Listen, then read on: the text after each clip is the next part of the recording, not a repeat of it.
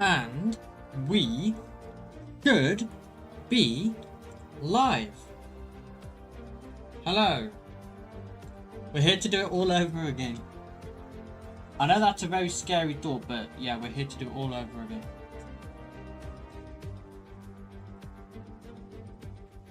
Not 7 hours. I'd assume 1 hour, if I'm honest. I don't know whether it'll only be 1 hour though, but... Let's see. Okay.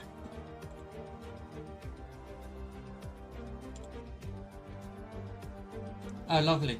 George Gibbons already in the chat. Another stream. Yeah, another stream. I know. Very, very weird. Tomorrow I've got history, so I've got to log in. Because of how Matt's was this morning. I'm kind of like... I've been all over the place, so I've just not been able to revise. And I really need to.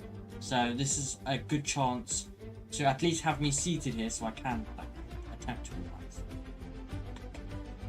You'll be back soon, just organising a trip to Netherlands, Belgium, Germany. Wow. Wow. That sounds exciting. Well, once you're back, I'll have a discussion with you about that. In that case. Lovely. Yeah, that does sound very, very exciting.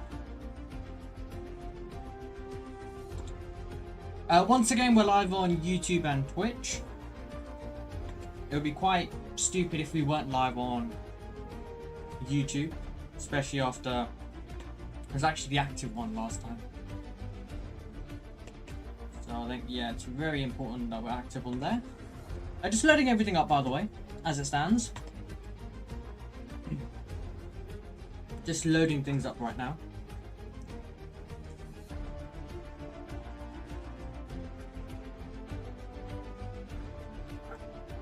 In terms of course, exams will be over in about 1.5 weeks' time.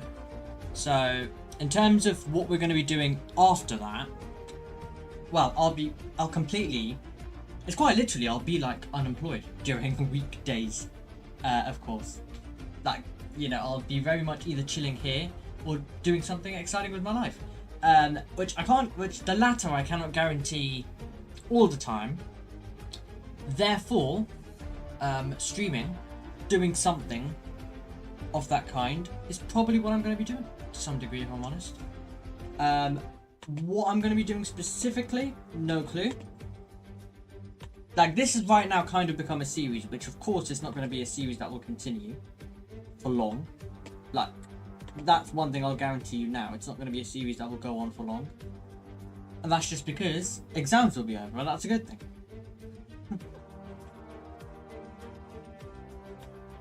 But yeah, that's basically the plan. Okay, this is what we're going to do then. So,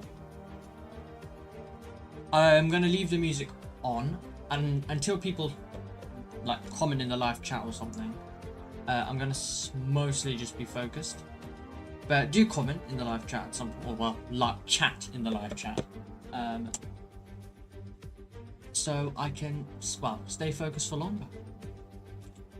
Right, so I've got history as I mentioned. So first of all, what we've got to lock in with is Anglo-Saxon and Normans.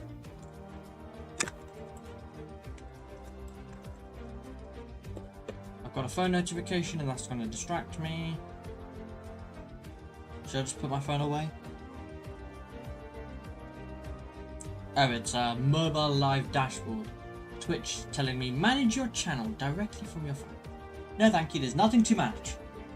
Nothing to manage. It's me, a camera, a mic, quite literally. Basically, that camera needs replacing. This other camera, this other camera over here is acting as a microphone. Because I'm not putting on headsets and doing all of that stuff right now. Kind of meant to be revising, so it's kind of like I'm getting on with my normal life, but I'm streaming it, basically, as an excuse to stay seated and stay here. So yeah, I'm not gonna be. I don't really have a professional setup right now. I mean, I do have a lip mic right next to me, but I'm not gonna be, doing that. That would be an extraordinary sight, but it's not gonna be this sight that we very much need. But yeah, quite literally, I've got a stream going. I've got live chats open. Other than that, it's me just getting on with my day.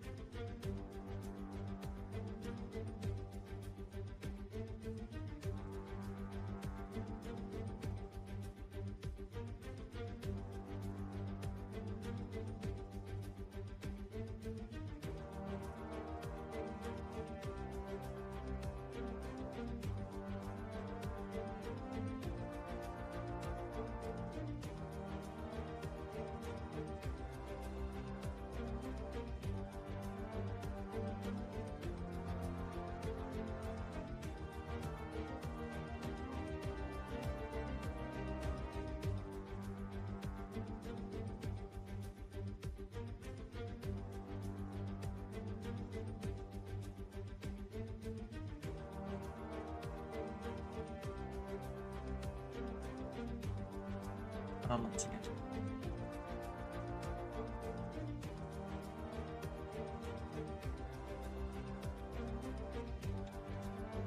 Okay, 4 main topics. Anglo-Saxon.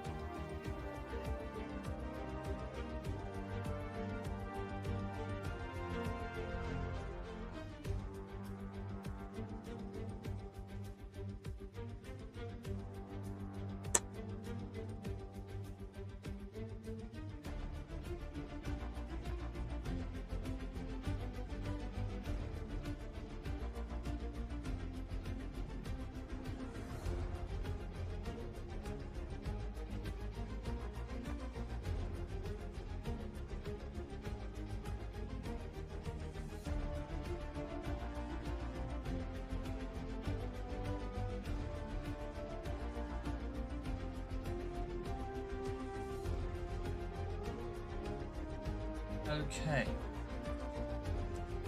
So I've had a look at... I'll be honest, I know not a lot about Anglo-Saxon and Normans. Found it very boring. But looking at it now, it's not as boring. Which is weird, but I feel like it's just the thought of a history lesson in school. Boring, absolutely boring. There's nothing exciting about it. Nothing. Right. Okay. So I'm gonna kind of teach it to you in the sense of one of the best ways of revising is actually teaching to some degree. So if I kind of just waffle about history to you, I'm technically revising. Do you see? But I feel like, no, that's a good way of me processing it as well, necessarily. So it's not that I'm just now trying to avoid revising by, doing a bit of a cheat code here. No. So, right, why does 1066 end up being a mess? Of course, there's a succession crisis. The succession being, you would have a group of people. Let me move my bottle. You'd have a group of people. One second. Let me start again. I don't know. Me moving my bottle completely threw me off. Right. A succession crisis. Succession in the sense of a crisis, of course, being a crisis. In terms of a succession, it's someone who's gonna, let's say, take over, be the next in line, but it's a crisis in the end. The reason why, being Edward dies, who's of course the king at the time. Now, it would be very simple, and it is usually very simple, isn't it? When that unfortunately happens, you would usually get the son that would take over. The issue we've got here is that there is no son to take over. What does that lead to? It leads to an argument over the throne. So because we don't have a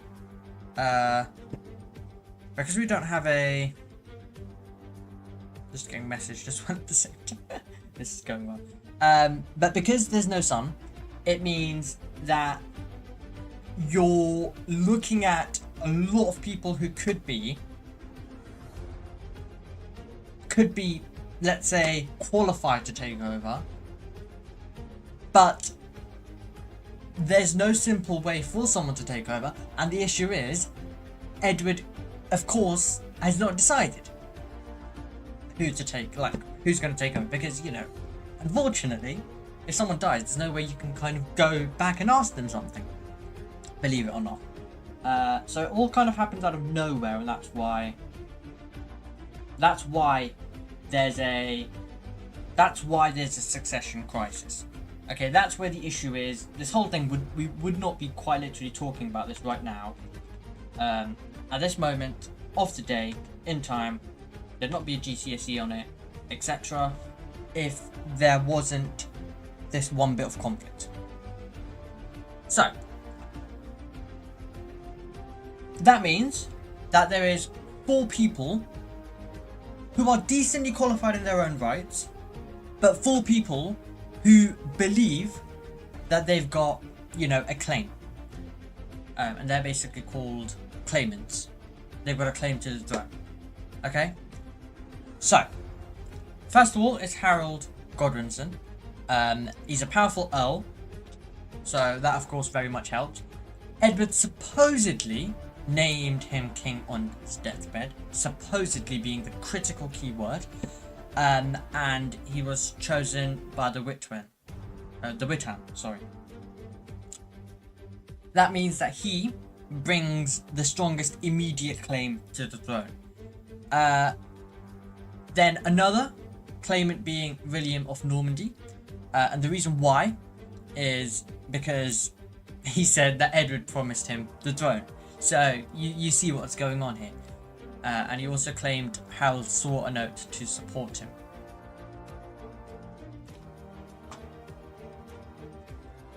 Next up, Harold Hardrada, who is the Viking king.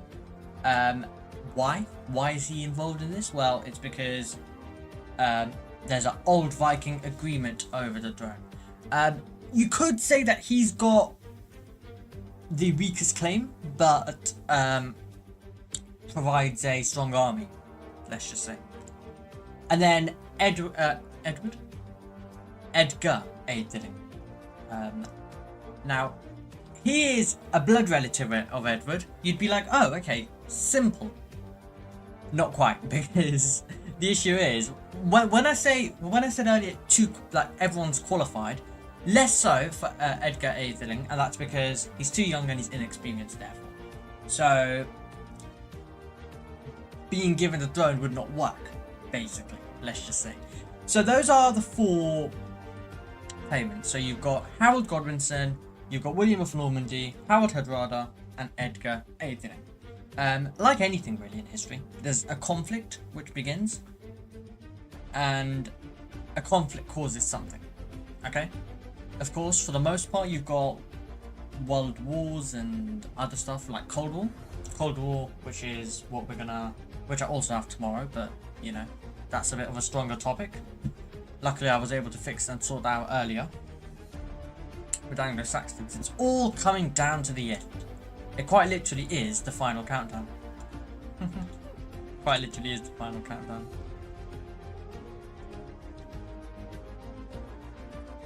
But yes, I'm waffling to you about it because I feel like that's the best way to revise. Just from past experience.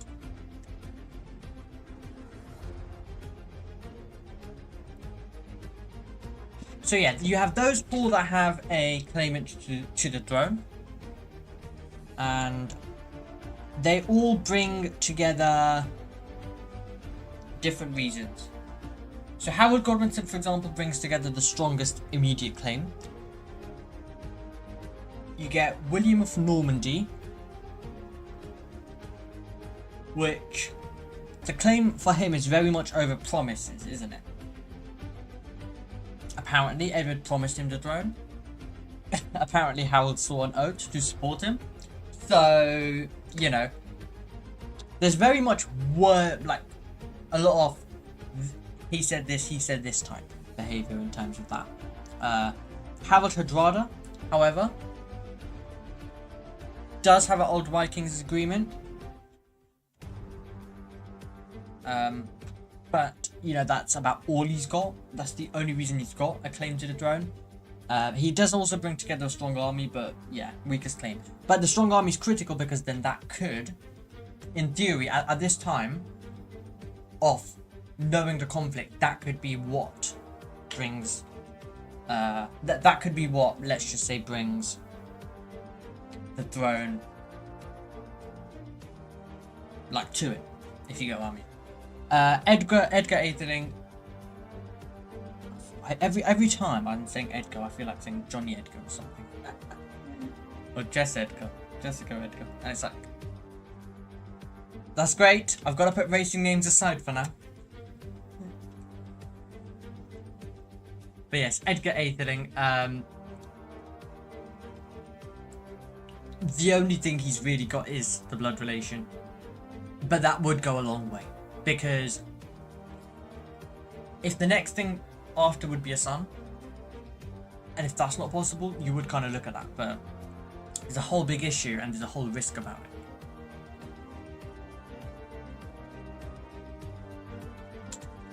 So, in terms of, let's say if we were to answer a question who had the strongest claim to the throne,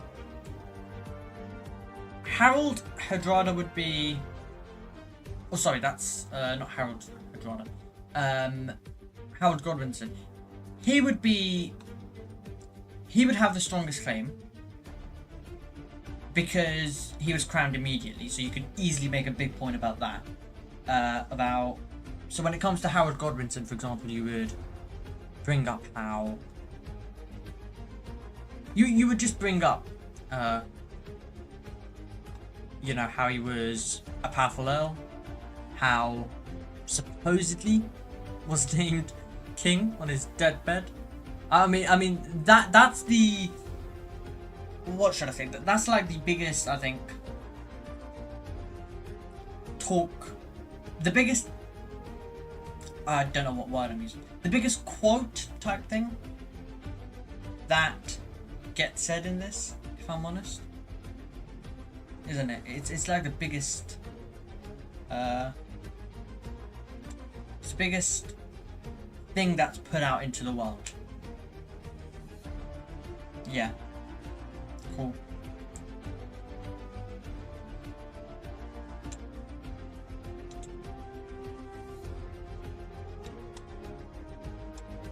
Alright. So in terms of who had the strongest claim, yeah, Harold, in terms of, you would say, because he was crowned immediately. Also, how he brings together, possibly the best argument, in the sense of, even if it was false, and we'll never know, but in terms of making an argument about it, you know, it's the only thing that was put out there that Edward suggested himself, that, you know, he was definitely, that someone was king. There was a promise that was, of course, given to William of Normandy, but he was promised the throne's very different. But you know, that's the thing, like, you know, apparently one supposed belief is that Harold Godwinson was named king when Edward was on his deathbed. Compare that, of course, to William of Normandy, who apparently was promised by Edward. But of course, at the time, basically similar to, if something, of course, something like this wouldn't happen nowadays with social media and how so many things are, because there's going to be so many things put in place and it'll be very clear. And also, it was mostly the factor of not having a son that could take. But yeah, there's a lot of things now in place, and yeah, but in this you're just believing two things which will never come out. It's just about what you could make the argument of. And then another good one could also be William, because if we look at the outcome of it, he won. So if William won, then, believe it or not, therefore, you know, he did have the strongest claim in the end, because he ended up winning. To some degree. Now, an important bit is, though, why did Harold Godwinson lose? It's all good having plenty of other protagonists, let's just say. It's all good having so many. It's all good there being other people who believe they've got a claim to the throne. But it's all pointless if someone's already got the throne. But it goes away from Harold Godwinson in a way. 1066. Why does he lose it? Well, it's a bit due to bad luck, if I'm honest, and it's a bit due to a tired army. You know, Harold marched north to beat the Vikings. You've already gone all the way to north. Then after that, he marches 200 miles south. What does that do? I mean, okay, he might be, you know, okay. But what about the army? They're going to be tired. Remember, other opponents do have strong armies. For example, Harold Hardrada. You see? So, there could always be some issues. The Stamford Bridge, it's a victory for Harold Hardrada, but, sorry, Harold Godwinson. But, a bit of a, you know, a battle, no matter whether you come out on top or lose. Sorry, that's a bit of an F1 terminology, or a motorsport commentary terminology, whether you come out on top. Let's just say whether you win or lose. It's very much still going to have an effect, still going to tie. Like, it works the same in anything. I could have the absolute best commentary broadcast of my life. You know, maybe a viral clip on social media as well alongside it. That's all good. Yeah, okay, I've had, in a sense, a victory in a commentary box. There isn't really a victory, but let's say I've put together a broadcast. On that day, there's nothing else, there's nothing to complain about. It's kind of a victory for myself. Okay? Trophy over there. I'm celebrating. Let's go.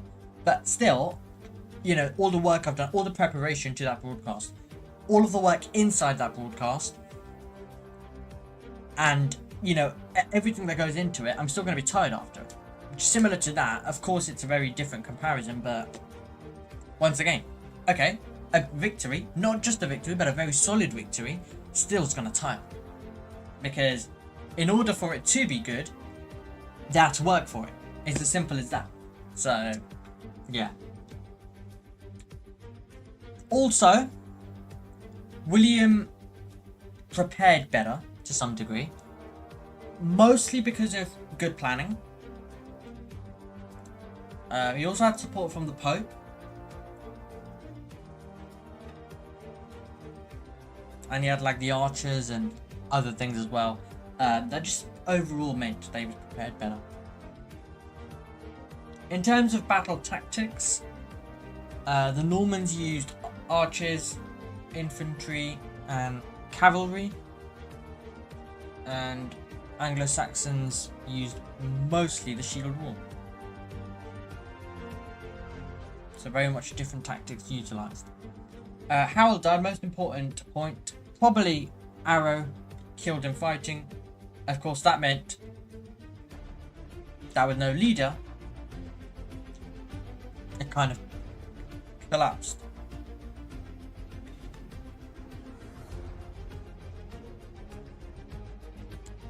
So the Battle of Hastings then takes place. You have housecarls and I think it's Third. I think that's how it's pronounced. But basically, they're part-time soldiers. Housecarls are professional soldiers, by the way. That's Harold's army. They're positioned on Senlac Hill, which the good thing about that is specifically it's on a high ground. So, yeah. That's what helps with that.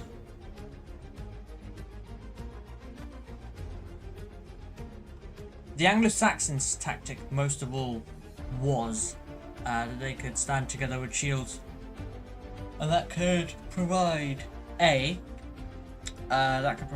strong defense, and it did for them.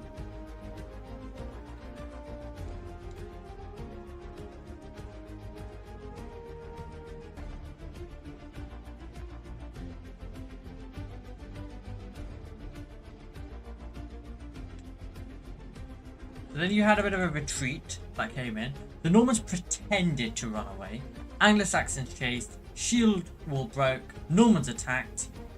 So they basically did a bit of a dummy. They kind of made Anglo-Saxons think that they were running away. So they were like, oh my god, yeah, let's escape. Let's pretend to be the losers. Anglo-Saxons then of course want to chase them and beat them. But what that does is the formation that was undisputed so long then, you know, gets disputed and is no longer existent. The shield wall.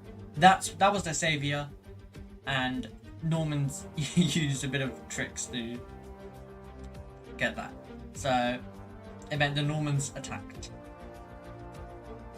It ended up leading to William winning, and Harold of course died, and it changed England forever.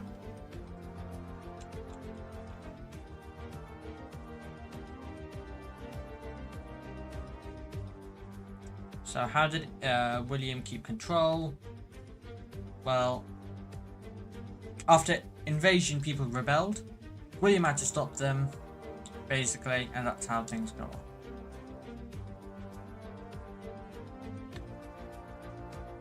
He did, however, stop them. Of course, for exams, you need to dive into deeper detail. So, castles. You had the Monty and Bailey castles. The Motti bit of it, moat, don't know how you say it. It was basically the mound with the tower, and the Bailey was a enclosed area, and It's useful. It was quick to build. It had military base. It had some power, and it would also frighten locals. So the castles basically allowed William to control England through intimidation. What else? Military strength, that type of thing. You had the feudal system as well. The king gives land. That's to barons. The barons give land to the knights. Knights provide soldiers. Peasants work land. You get basically a land exchange for a bit of loyalty, if I'm honest.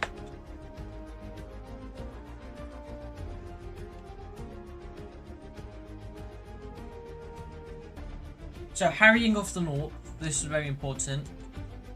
North rebelled, so they burnt villages, destroyed crops, killed animals, and it resulted in famine and thousands died. Why? Well, it was to stop rebellions through fear.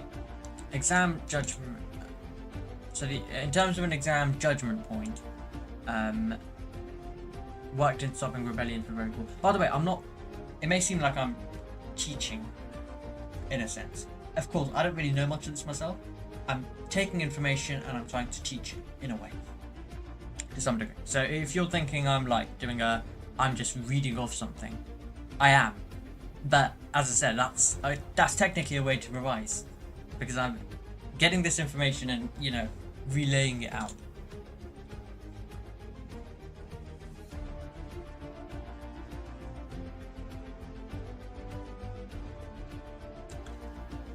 That is what I am up to. Right, quick bit of water.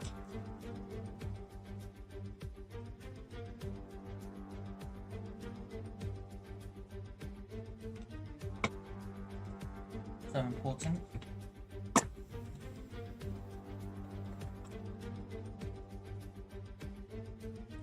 Doomsday Book. Williams wanted to know who owned the land, wealth, and taxes.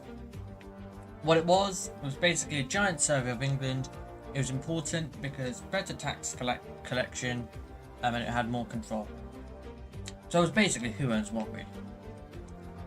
What else did we have?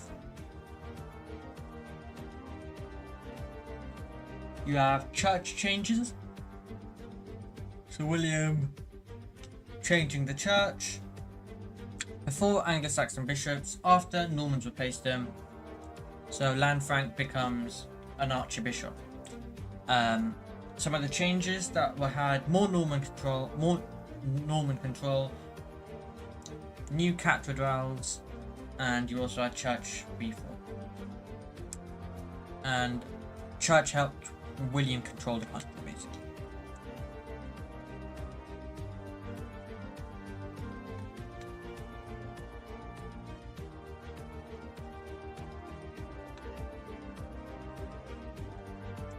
Interesting.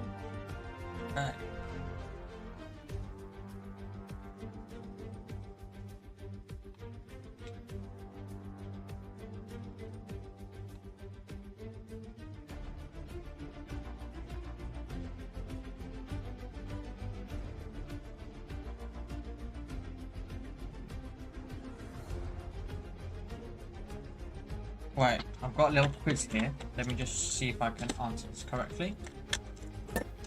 There was Edward. I mean, technically the witch hand as well. What was Anglo-Saxon defense tactics? Was it the shield wall?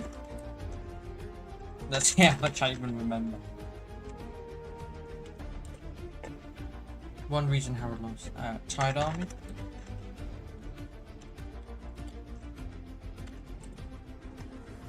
What was the harrying of the north? A march to north?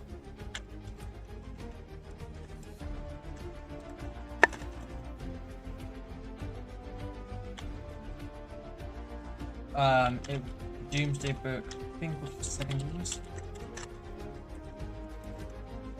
I've gone from 1 notification to like 8 on Discord, so I better check what's going on.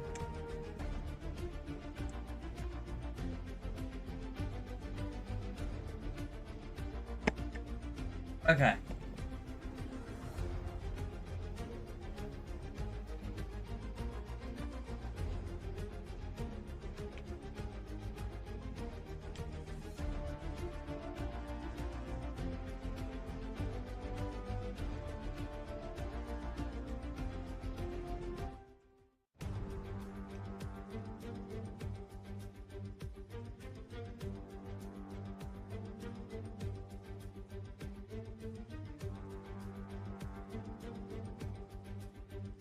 1 second.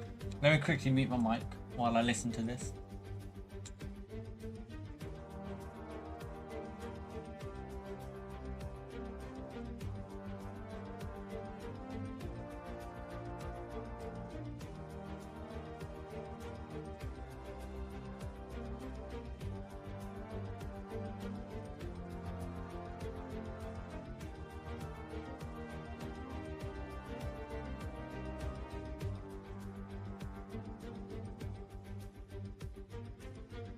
Sounds about right.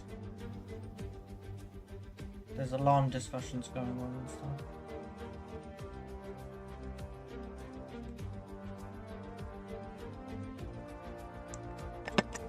Okay.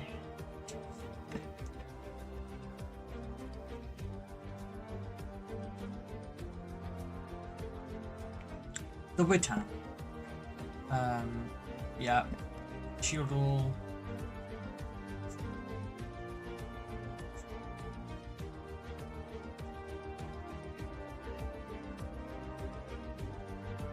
Okay, number 4. So the harrying of the North was William destroying the North after rebellions. Okay. The Doomsday Book was not what setting rules, as I said. It was to record land. Well.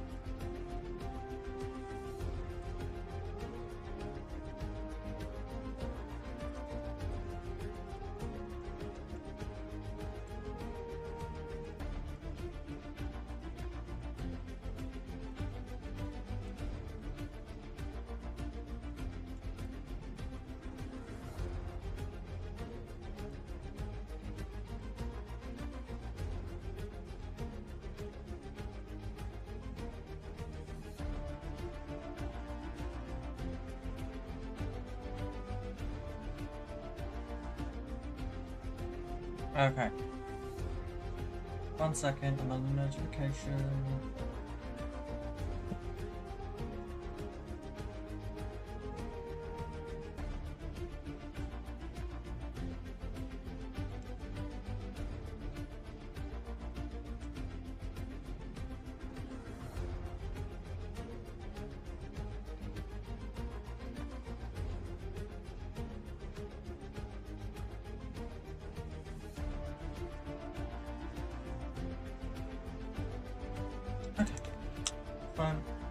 I just clicked on Instagram as I was... Well, sorry, I didn't click on Instagram. Instagram clicked... Well, I mean, yeah, my finger probably made contact with Instagram, but I didn't intend to. Right. It's time for a bit of a story time. No, I'm not gonna say in 2017. But we're not going there. I'm not going there. We're not going there just yet. On the weekend, absolutely. I mean, we already went there. That was yesterday, but not on the live stream, I didn't. But yeah. Even though I actually feel, even though that's like where people start, I feel like the bit before it is just unmissable. The Jules Bianchi bit.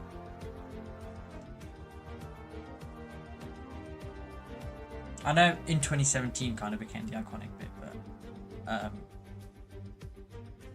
you cannot ignore where it all begins. This is going to be special stuff for Charles Leclerc. His career was finished without the intervention of the late Jules Bianchi, who said to Ferrari, "You've got to take this guy. You've got to make sure that he gets to Formula 1. That entire bit.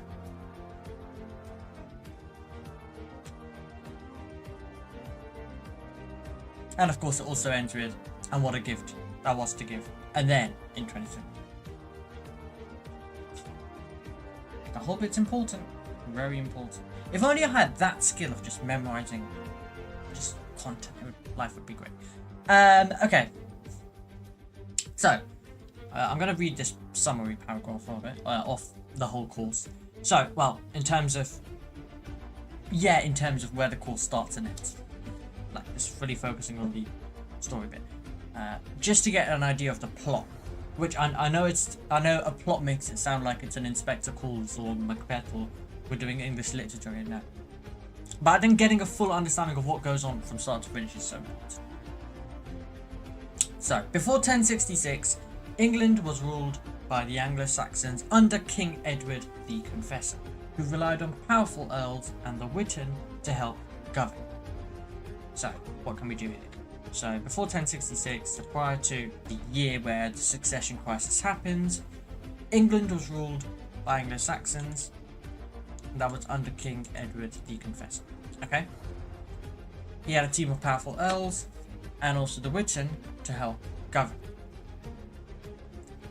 However, when Edward dies in January 1066 with no heir, that basically being someone like named official to take over, there was a succession crisis because 4 men claimed the throne. Howard Godwinson, William of Normandy, Howard Hardrada, and Edgar A. Dillon. Now, Howard was chosen king by the Witan, but he had to fight invasions almost immediately. So defeating Howard Hardrada at the Battle of Stamford Bridge before rushing south to face William at the Battle of Hastings in October 1066.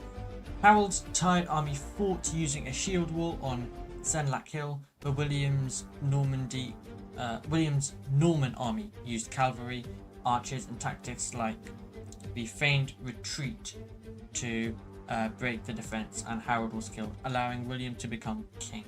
After facing rebellions, especially in the north, William secured control through castles, the feudal system, replacing Anglo-Saxon nobles and church leaders with loyal Normans, and brutally crushing resistance in the harrying of the north. To strengthen control and taxation, he ordered the Domesday Book in 1086 to record land and wealth across England, helping the Normans fully establish their rule. There we go. That's basically like the whole summary of things that go on.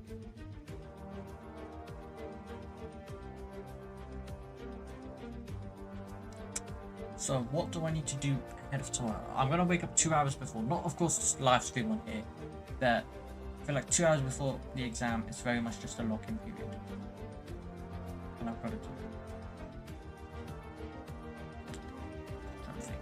What would be useful tomorrow?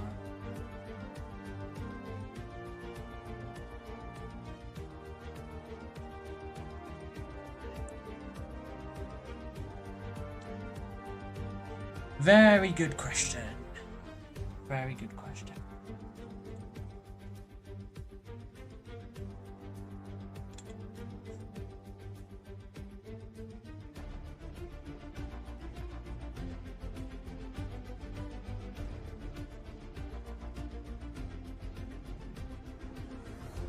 Just trying to think.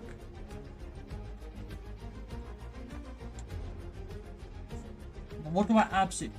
So, I know I got sent predicted topics. I feel like I should know every single predicted topic in and out, in case that comes up.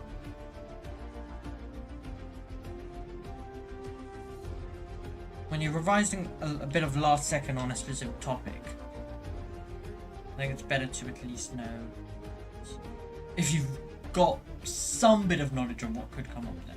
Maybe you've got to hedge your bets of what you prioritize. Not just completely ignore other things though, but what you prioritize.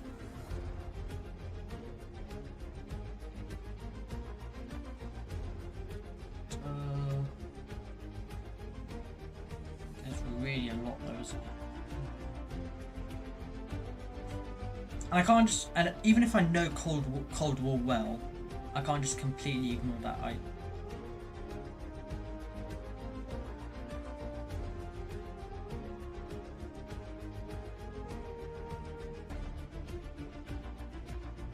feel like I probably need to go. I need to know every tactic in and out for Anglo-Saxons and Normans. I need to know. There's quite a few things, isn't it? Before I go to bed, I should probably organise.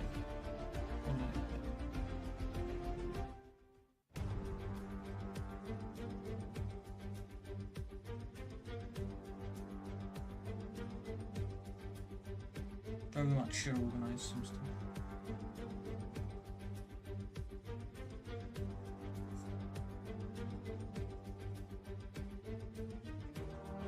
It's going to be interesting, is what I'm saying. Do I organise something? Do I do something?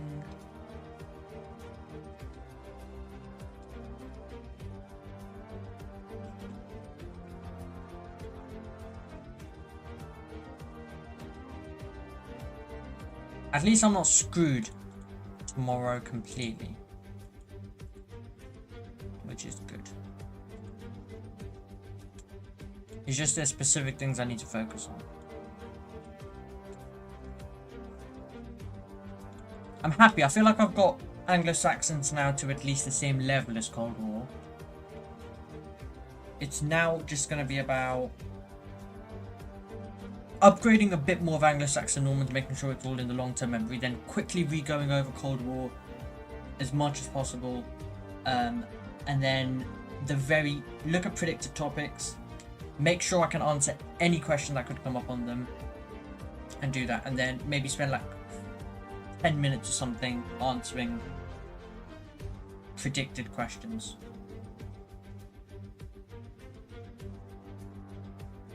Because the thing is, if we can answer predicted questions, then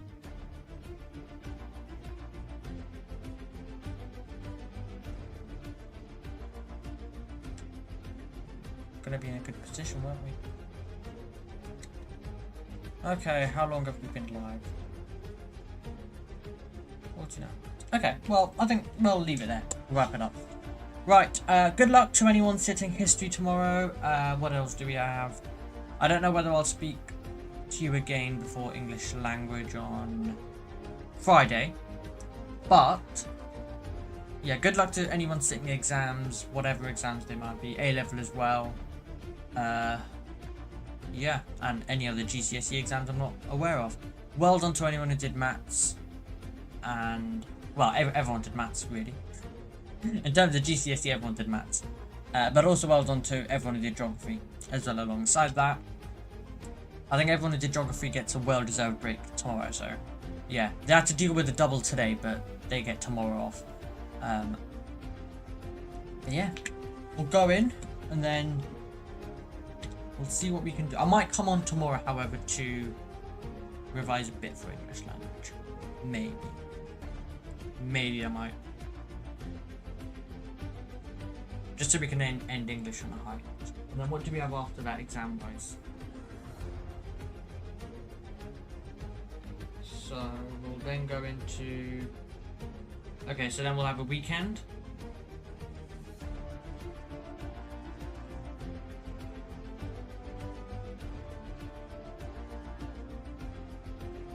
Luckily the Monday after that is science, which I don't care about really. Which is good. It's my sacrifice subject. For anyone who didn't watch the last stream. Then we've got Nazi Germany. The Weimar Republic of Nazi Germany for history on Tuesday. Then that's history completely done. Then it's maths the day after, and then it's 2 science exams to finish out exam season as a whole. Wow. Exciting. It's gonna be fun. Anyway, I think it's about time we wrap up now. Right. Thank you very much for joining me for this. Oh, I can check exactly. 52 minutes stream. Not 7 hours like last time, but we didn't have the comfort of an entire day off like we had on Monday. Of me doing absolutely nothing in the first few hours, so needing to lock in. I didn't lock in for all 7 hours, by the way. I did not, believe me. It wasn't even intended to be 7 hours long. It was only meant to be a few hours, but oh well. Well, this one did go as intended. It did go as planned, luckily, because I do want to go to bed nice and early so I can revise tomorrow morning a bit more. Okay, well, that's it. Thank you very much for joining me. As I said earlier, good luck with exams for whatever you've got coming up. If not, no exams. Enjoy. Well, oh yeah, tomorrow's F2 and F3 practice. Enjoy that. Enjoy that. Enjoy the motorsport weekend beginning. Have fun. Goodbye. Bye.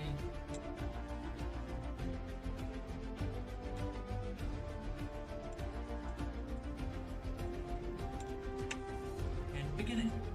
Have fun. Goodbye. Bye.